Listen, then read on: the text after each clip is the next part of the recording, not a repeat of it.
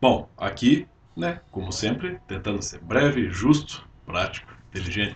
Eu gostaria apenas de corroborar com um vídeo recente que foi postado no canal lá do Mamãe Falei, o Arthur, em que ele fez uma crítica bastante coerente, bastante justa, a meu entender, a respeito da decisão do STF sobre sacrifícios de animais, no sentido de se respeitar a liberdade religiosa aqui no país, né? Já que muitas religiões, dessas religiões que são primitivas, né?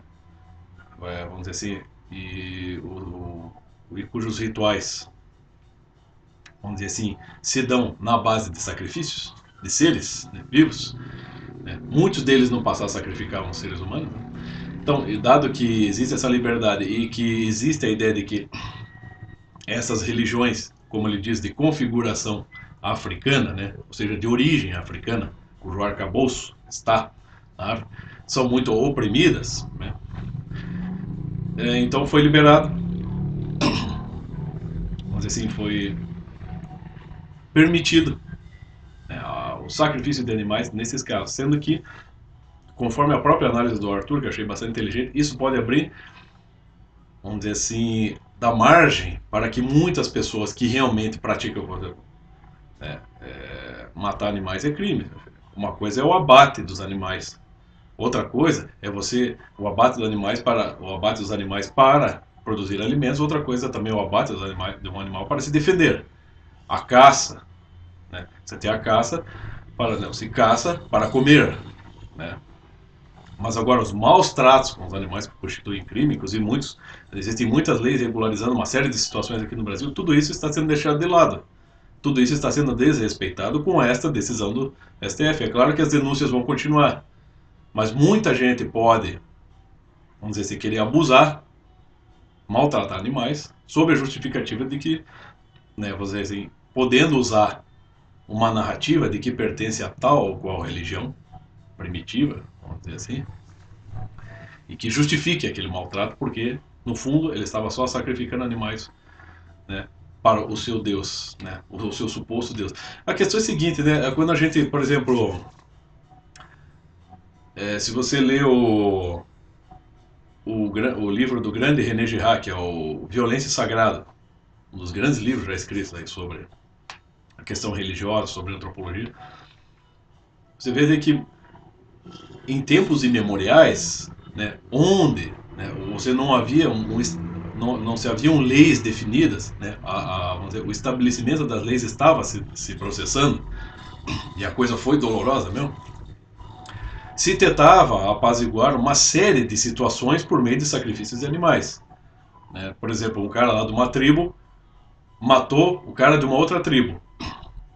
Para se evitar o choque entre as duas tribos, começava um a matar o outro, né? Nesse sentido, o cara matou o cara da minha tribo, vamos lá, vamos matar o cara. Da outra tribo, né? Se sentindo indignada com essa intervenção, vai lá e perpetua mais uma vingança. E assim vão se destruindo um ao outro. Né? Então, para se evitar isso, né? Essas represálias mútuas,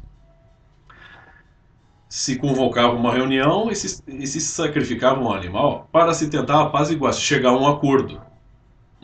Então se substituía. Só que isso, vamos dizer, é um procedimento primitivo, mas era os primórdios do estabelecimento de acordos, né? Que ao longo do tempo foram se sublimando, né? Ou seja, o processo, durante o processo civilizatório, a humanidade vai, vamos dizer assim, amadurecendo e esses sacrifícios todos vão sendo abandonados, eles vão perdendo sentido, já não há mais necessidade disso. Então qualquer religião que hoje pratique isso, no meu entender, é uma coisa bárbara, uma coisa primitiva. Se há isso lá em certas regiões, por exemplo, de países mais primitivos, em algumas regiões da África ou outras regiões do planeta, né, em que de fato você não tem uma evolução tanto no sentido cultural, tecnológico e muito menos espiritual, então ainda se tolera esse tipo de coisa. Mas aqui no Brasil, você vê a gente matando galinha para fazer macumba, mas o cara tá lá com o relojão, tá com o celular, né? O cara tá bem vestido, às vezes tá muito mais bem vestido que eu. Né? Então, que primitivismo é esse? Por que eu tenho que respeitar uma merda dessa? Essa é uma cultura decadente e que só fica fazendo barbarismo. Você tá criando bicho para fazer barbarismo com ele, né? Para fazer brincadeirinha com aquele, né? Com esse maldito Deus que as pessoas criam para si, né? É engraçado, você pega lá e ainda as pessoas ficam acusando o cristianismo. Pera lá, você pega no catecismo da Igreja Católica, está lá bem claro, né? Que e bem claro e bem equilibrado. Você tem lá que é indigno do homem e até proibido que ele cause sofrimento, né, aos animais e desperdice as suas vidas, da mesma maneira que é indigno e proibido ao homem cultuar os animais, né, superestimá-los como deuses acima das pessoas. Hum? Aliás, o pessoal podia, assim, você vê as leis aqui, hoje em dia, as leis que serviriam justamente para, vamos dizer assim, para inibir esse barbarismo, não está sendo utilizada para perpetrar o barbarismo. Né? Que coisa estranha. Quer dizer, tudo que o René Girard explica ali no livro Violência Sagrada está assim, relativo a isso. Né?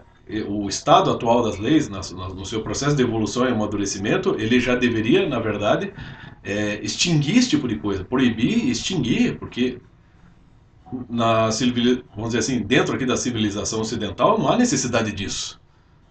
Você já tem outros valores, já tem outros acordos. Não há necessidade de você pegar um ser inocente e degolá-lo para se apaziguar tensões culturais, tensões civis, ou para apaziguar um sentimento de que um Deus vai castigá-lo. Aliás, não foi preso, como, né, é sempre bom lembrar, não foi ano passado não foi presa aquela velha índia pagã decadente que havia enterrado a sua netinha recém-nascida porque a gravidez da sua filha era fruto da relação dela, da mesma, com um índio de outra etnia. Quer dizer, isso é barbarismo. O crime ela quase se tornou uma assassina por isso. A criança foi resgatada a tempo, mas ficou sequelada. E essa senhora está pagando pelo que fez. Né? E está pagando, e justamente está pagando, porque ela tem todas as condições de entender que isso não é necessário. Que a sua cultura não está acima do bem humano. E isso também se estende aos animais, em menor grau. Hum? Porque os animais não são brinquedos. E eu tô com o Arthur. Não é porque eu tenho aqui, sei lá, tenho um pintinho aqui na minha mão. O que eu vou tratar isso como um brinquedo? Vou fazer o que eu bem entendo com ele, mas como se o bicho ele pode padecer de todo tipo de sofrimento? Hum? Ele tem coração, ele tem vísceras, né? Ele tem nervos, ele sente dor, ele sente medo. Então é claro que é uma crueldade você querer tratar os animais como coisas. Mesmo nos abates, à medida que o tempo passa, se estabelecem processos de causar menos sofrimento aos animais. Tanto para, né, no sentido de diminuir a crueldade, porque de fato a sobrevivência não é bonita, né? A sobrevivência não é nada bonita, né? Como diz o Bear Grylls, de fato, né? Mas se tenta fazer a coisa do modo menos cruel possível. Então é isso que se faz nos abatedouros. E também para não se prejudicar a qualidade da carne, né? Vai vender carne, normalmente você vai produtos, né, alimentícios derivados dos animais, você tem que ter uma boa qualidade. Então os animais têm que ser bem tratados também tecnicamente falando, né?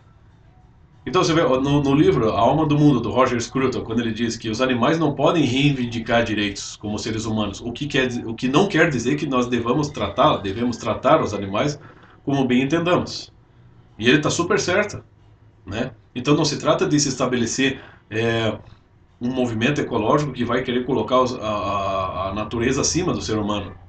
Mas agora, a lei, você vê, com todo o processo, esse processo milenário de evolução das leis, você chega aqui no Brasil, o cara está usando essas leis, todo esse trabalho milenário de se tornar as leis cada vez mais algo mais misericordioso, mais humanitário, né? Mais dentro da lógica, dentro da coerência.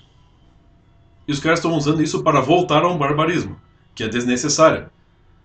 Não se trata de proibir que as pessoas, né, tenham a sua liberdade religiosa, mas agora, quando isso começa vamos dizer assim, abranger o sofrimento de seres inocentes, bom, aí o troço fica sério. Porque daí então, isso pode ser um passo para se começar. Não digo que vai acontecer, mas pode. Tudo é possível, né? Do jeito que o mundo é mundo, meu filho. Né? Pode ser, daqui a pouquinho estão liberando também para começar. Então vamos começar a enterrar a, os filhos rejeitados. Aí, os índios eles têm o direito de enterrar os filhos rejeitados vivos, porque afinal de contas a liberdade religiosa está aí, a liberdade de cultura. Quando não é assim, né? As culturas são relativas, né? E eu acho que não se pode relativizar tanto assim os direitos dos animais, né? Se flexibilizar tanto. Não, então eu tô com o Arthur. Porque isso é uma coisa bárbara. E isso não produz nenhuma melhora para a sociedade, né? Vamos visar aqui o bem do ser humano, em primeiro lugar. Você cometer um barbarismo com um bicho, você ter, assim, se dá o direito de uma pessoa ser bárbara com um animalzinho para que ela tenha sua liberdade religiosa garantida por uma religião bastante decadente, bastante, é, vamos dizer assim, bastante esdrúxula com relação à realidade, isso não produz, isso produz um malefício para os animais, um sofrimento desnecessário para os animais e produz um malefício para a própria alma, para o próprio espírito das pessoas, né? E muitas vezes está suscitando debates aí bastante exagerados, bastante desequilibrados. As pessoas começam a querer defender, colocar a vida do cachorro acima da vida do ser humano, entendeu? Começa a haver um desequilíbrio por causa disso. O Arthur tem toda a razão. Estou com ele. Né? Esse tipo de coisa não se faz. O STF legislar a favor de uma porcaria dessa não dá. Isso tinha que ser proibido. Já não é proibido até a rinha de galo aqui no Brasil. Isso faz tempo, é mais de 50 anos. Já no governo do Jânio Quadros. E tá certo, não se faz isso, porque você está estimulando os animais, você está estimulando a crueldade entre os animais. E isso é sadismo, isso é errado, gente. Né? Então era mais ou menos isso.